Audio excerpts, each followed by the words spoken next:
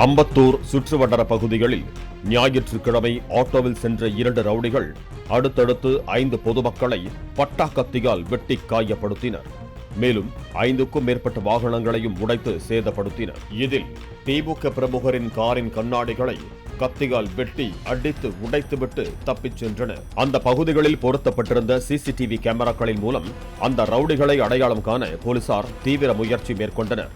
இதில் அங்குள்ள டாஸ்மாக் கடை ஒன்றில் பியர் வாங்கிய இருவர் அங்கிருந்தவர்களிடம் பட்டா கத்தியை காண்பித்து மிரட்டிய காட்சிகள் பதிவாகி இருந்தன.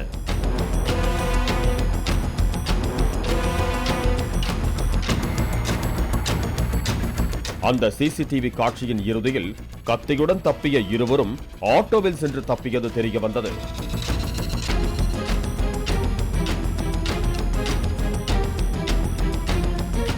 அந்த சிசிடிவி காட்சிகளை கைப்பற்றி விசாரணையை முன்னெடுத்த காவல்துறையினர் அவர்கள் இருவரும் வில்லிவாக்கம் பகுதியை சேர்ந்த ரேசர் கணேசன் மற்றும் கணேஷ் ஆகிய இருவரும் என கண்டுபிடித்து அவர்களை வலைவீசி தேடினர்.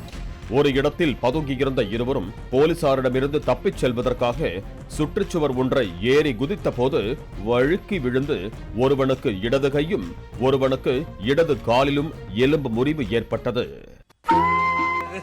எலும்பு முறிவால் அவதிப்பட்ட இருவரையும் மனிதாபிமானத்தோடு மீட்ட போலீசார் அவர்களை மருத்துவமனைக்கு அழைத்து சென்று மனிதாபிமானத்துடன் மாவக்கட்டு போட்டுவிட்டனர்.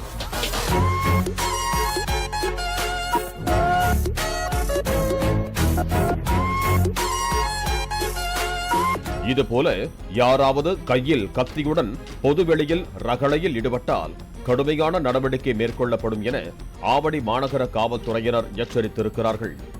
பாலிமர் செய்திகளுக்காக ஆவடி செய்தியாளர் கார்த்தி.